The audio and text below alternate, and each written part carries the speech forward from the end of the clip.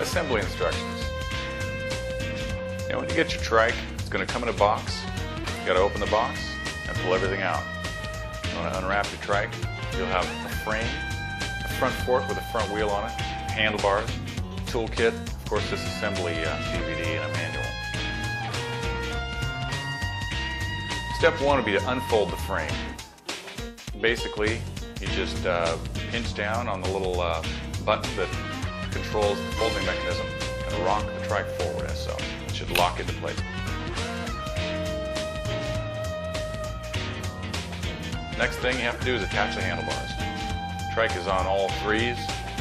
Take your handlebar, make sure the cables are crossing behind ones and crossing in front ones to create this nice, even, balanced setup. And you want the warning label forward on the steering column. Take the plate, the stem plate, set it down on top.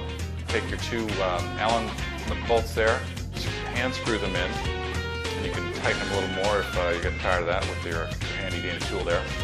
Then you want to position the handlebars by rocking them forward about 45 degrees off of the line of the steering column. Then you want to go ahead and tighten down those bolts nice and tight, making sure that you leave about the same amount of room on the forward and backward side of the stem.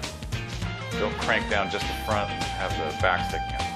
Next step is to attach the fork, of course. So what you're going to want to do is flip your trike upside down so the steering column is up higher and you won't have to struggle so much.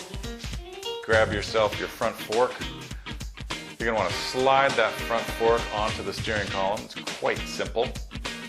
And depress the locator button. That's just there to help you locate the center. And then it'll pop out and then tighten those bolts down. Tighten those front fork bolts down. Now if you have a model with air tires, make sure you pay attention to the air pressure in the tire. We've got a customized air tire here that has, you can inflate it up to 80 psi. We do recommend you inflate it to 80 psi, if not a little under 80 psi, depending on your weight. This will really make the ride better. If you don't inflate them, it's going to be very slow and not a lot of fun. Now you are ready to roll.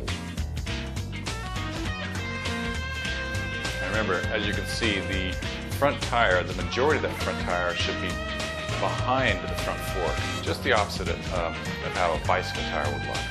A lot of people get thrown by that and they think they've got it on backwards, but that is actually the right way for it to go.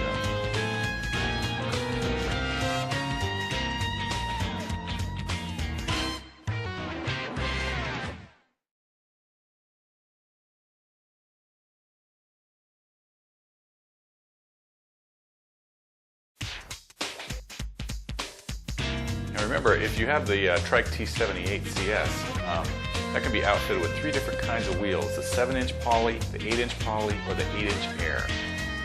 Now, typically people do gravitate towards a complete air ride unless they're riding it inside of a gym all the time. So all you have to do is pop off those polys when you're ready, get yourself a pair of the air tires from Trikke.com and pop them on the back.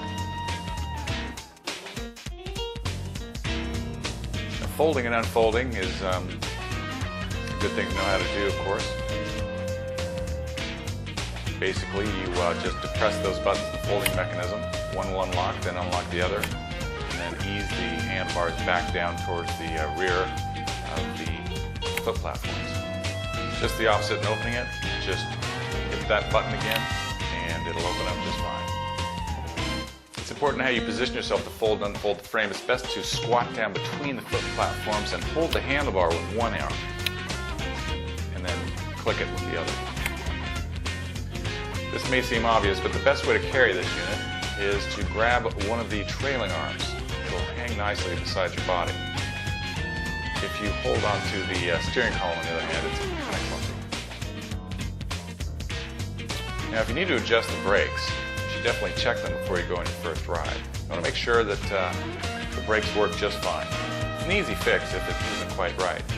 Basically, you loosen the bolt, stretch that brake cable out, and while you're stretching it, just tighten those bolts back down until you've adjusted your brake cable there.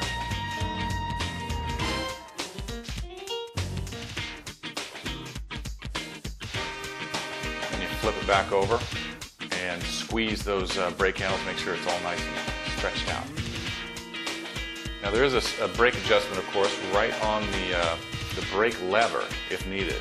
You can just grab that little brake cable tensioner, back it off, or tighten it, depending on how you need to adjust it. Make sure not to turn the handlebars more than 180 degrees around, because the brake cables, they will get tangled, stretched.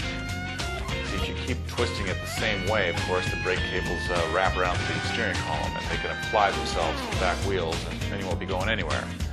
So just keep mindful of that. Now, adjusting the handlebar height is quite simple. You just reach down and open up the handlebar adjustment clamp. And let that be loose for a minute, and then depress the button that allows the handlebar to get stopped in different holes in the steering column there. Get it to the point where you are comfortable, and then close the clamp. Now you're ready to roll.